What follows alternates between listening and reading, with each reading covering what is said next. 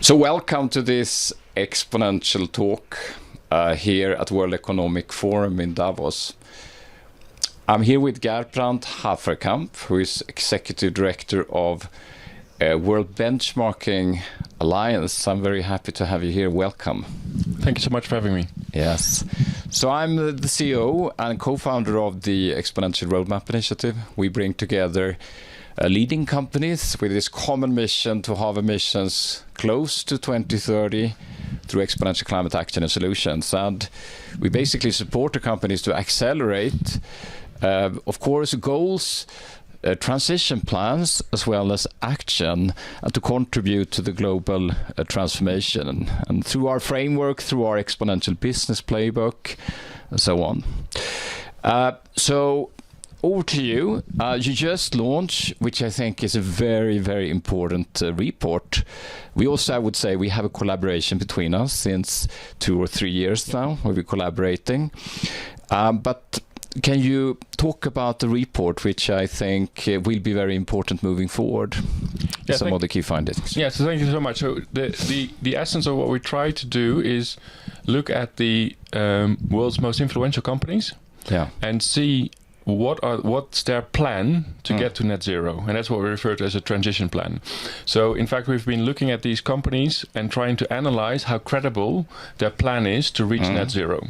And these are companies across all industries, all real economy companies, 1,600, and we'll follow a bit later with 400 financial institutions. But for now, we focus on the real economy companies, trying to understand, do they have a credible plan in place to reach net zero?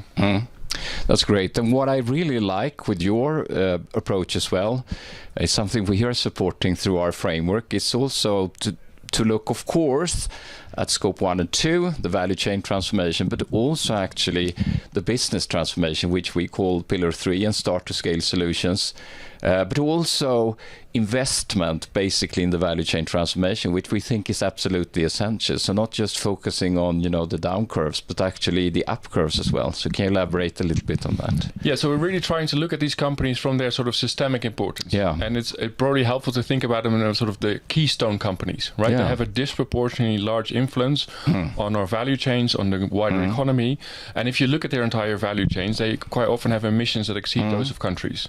So it's really important, like the opportunity is there that if these companies change, we're actually changing economies. Yeah. But that's why it's so fundamentally important that when we look at these companies, we understand how they work with their value chain, both up and downstream. And those are all the features that need to come back into a credible transition plan.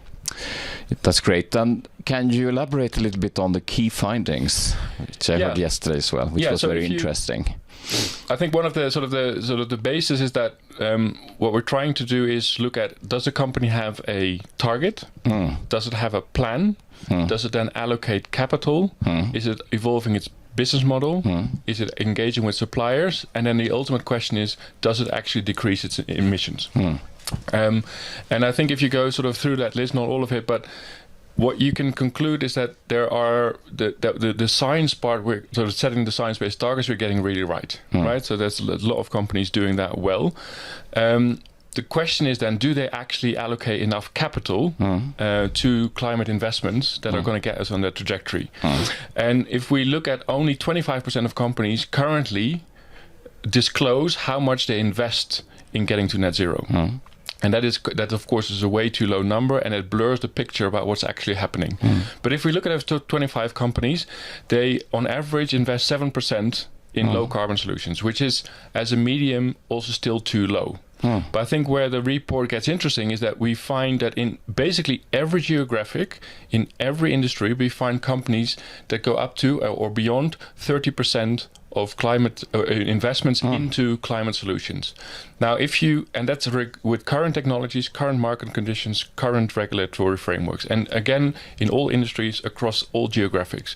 Now, if that could be replicated, we would be looking at an additional 1.3 trillion investments into low carbon solutions, which is about a third of what the EIA thinks we need by 2030.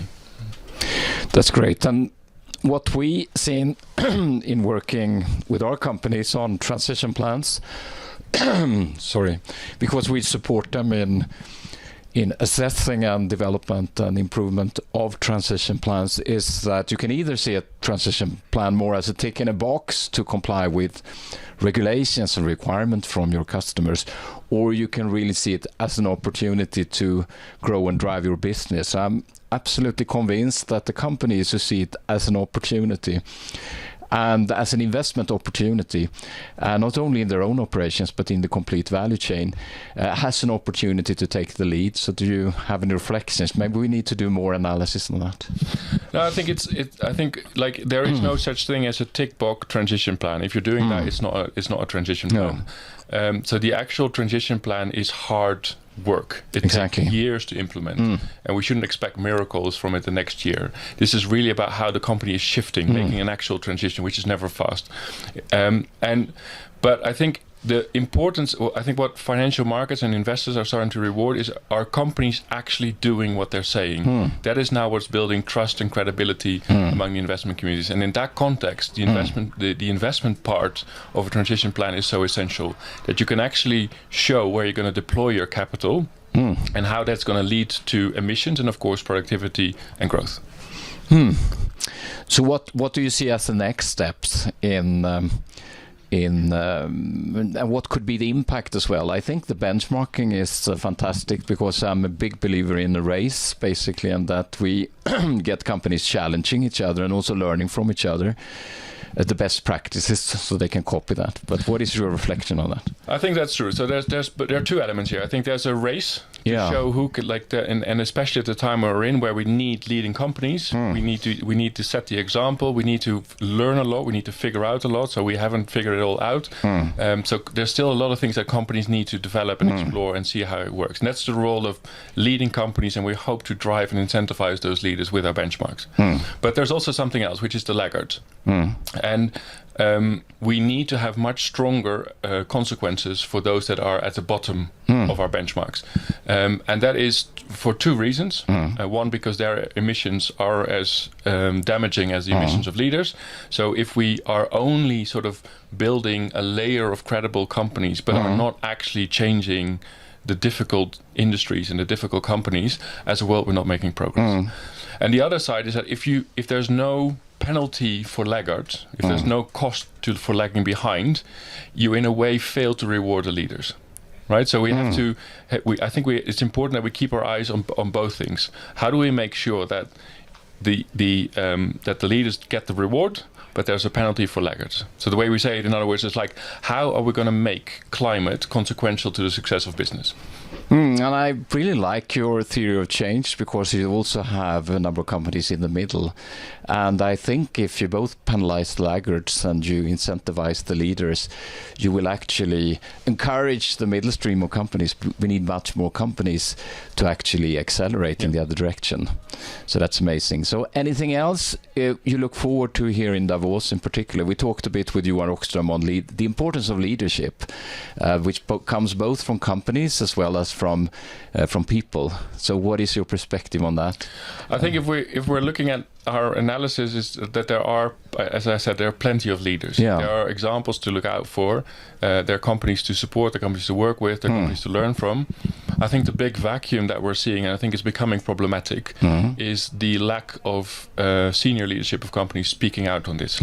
We all know why that's the case, but it's really important that we keep this conversation about climate top of the agenda, because it will outlast the Trump administration, and companies that only start their transition planning after that, they're going to be too late. So it's really important that from a leadership point of view, it is in the doing, and of course that's in the end of the day what matters. But in places like this, it's really important that we keep finding and seeing leaders that have the courage in the current climate to also talk about why they do this.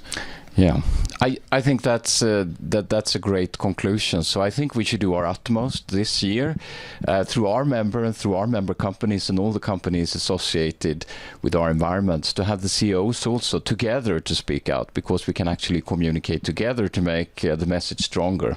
Exactly. No one needs to do this alone. Exactly. Thank you very much. It was great to have you here. Thanks. It was a pleasure. Thank you. Thanks.